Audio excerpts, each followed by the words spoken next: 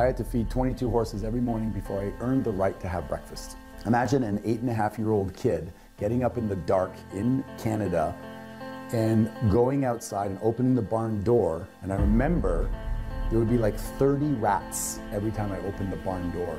And they would scurry around, and I would hope that none of them would stay around. And one time I went back to the house and I said, "Dad, can you come with me?" And he locked the door and he says, "Go out and do your chores and don't come back until they're done." And it was kind of the beginning of me realizing that I wasn't in a supportive environment. And I learned one thing, and one thing only, is that if I was willing to work hard, then I could get my dad's attention. I remember waking up, I was about 13 or 14 years old, and this was the day my dad had promised me it was gonna be yes. This was the day we were gonna play together. We were gonna throw the football back and forth, and I was super excited. I popped out of my bed and I ran down the stairs, and I saw my father where he always is. His ankle is chained to the desk. But as I got closer, I knew something was wrong. It was like I could feel there was a heaviness in the air. And I started to get nervous. And I went, "Dad?" And he went, "Yes." I went, you ready to go play?" And the weirdest thing happened is he turned, he looked at me, and I felt myself shrinking down. And he stood up, and this shadow cast over me, and he goes, "Do you have any idea what it takes to put food on the table? Do you think that this roof just puts itself there? Money doesn't grow on trees, you know. One day you're gonna have to work hard for money.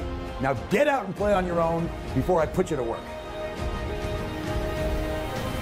And I turned around and I walked out, and I never asked him again to play, ever. I don't have one memory of playing with my dad. Not one. The only way I connected with him was when he was working around the house doing a chore. I'd say, "Dad, can I help you?" And I'd hand him the nails, or I'd hold the measuring tape. It was the only way. Never once. He never came to my hockey games. He dropped me off in the car and stayed in the car. While all the other parents were tying their skates, I was there alone. I would try to score as many goals as I could so I could go in and tell him that I scored the winning goals. So he'd want to come and look, but he never did. I remember winning honors in school for academic achievement, looking out in the crowd, hoping to see my dad, but he was never there. So the only solace I had was to work hard. So I doubled down on that, and I worked hard, and I'd call him out to look at the task being done, and invariably it was never good enough. So I doubled down again and worked harder. It didn't feel good at the time, but in life, what you do, if you do what is easy, life will be difficult. But if you do what is difficult, life will be easy. I got the difficult part out front, and I got really good at it. By the time I was 14, I saved up enough money to get a scooter. By the time I was 16, I had my first car. By the time I was 17, I thought, you know what? I'm out of here. This sucks. I mean, I could go out and make 4 times the amount of money living on my own, even if I have to pay rent, I don't care. So I moved out, I drove a taxi. I did carpentry, I cut lawns, I washed windows. I did anything that was hard work, because that's all I knew. And then my life changed. I got a call from my stepmom, and she said, "Your dad has cancer." So I jumped on a plane and I did everything I could. I took care of the house. He said to me he had some back taxes from Canada that were unpaid. I said, "Yes, I'll pay them for you." I did everything I possibly could. And I remember the day I had to leave to go back to take care of my family. I had a young son at the time, and I had nothing left. And I asked my dad, well, he was probably 98 pounds lying in the bed, and I said, "Dad, can you think of a time when I made you proud?"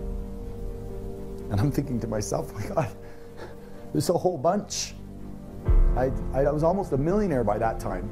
I had done so many things. I'd risen up, I'd opened a restaurant, I'd learned a new language, I'd done so many things. This was the time he was going to go, "Of course, son, let me read from a list."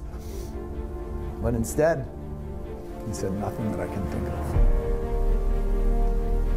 And I don't know if it broke my spirit, or if I thought I had hit rock bottom, I hit another layer. But when I got back home, actually, I was fired from my job. My marriage had fallen apart.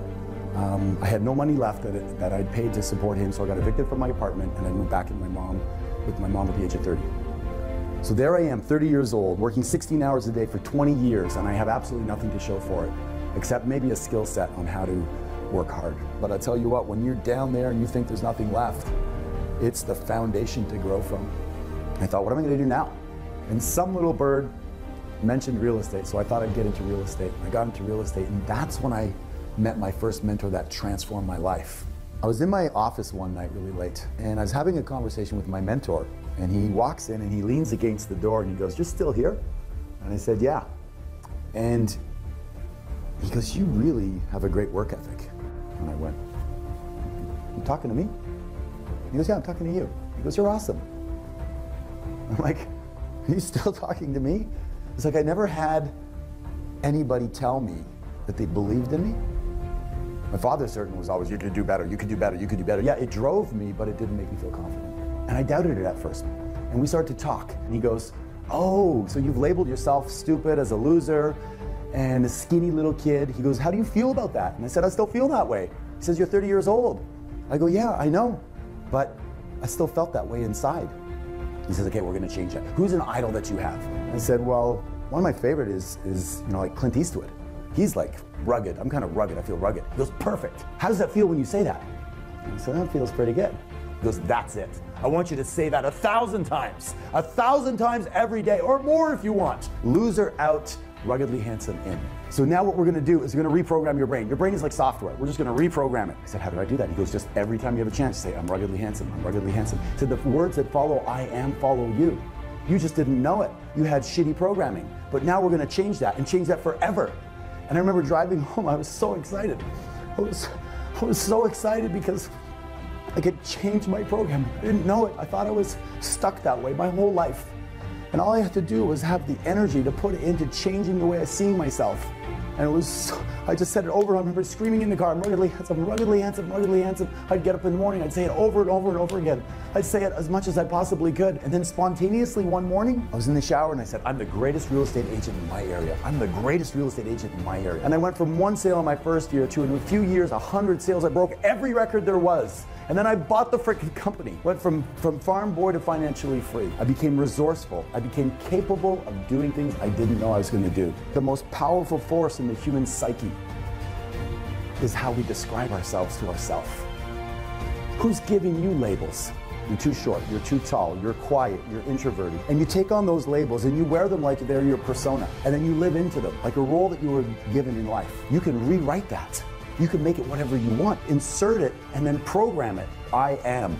I am. You are what? Gifted, guided, grateful, powerful, passionate, playful, sexy, sensual, sensitive, and blessed. What are you? Today is the first day of the rest of your life, and you get to redefine yourself. So who are you? And who do you want to be? The words that follow I am follow you.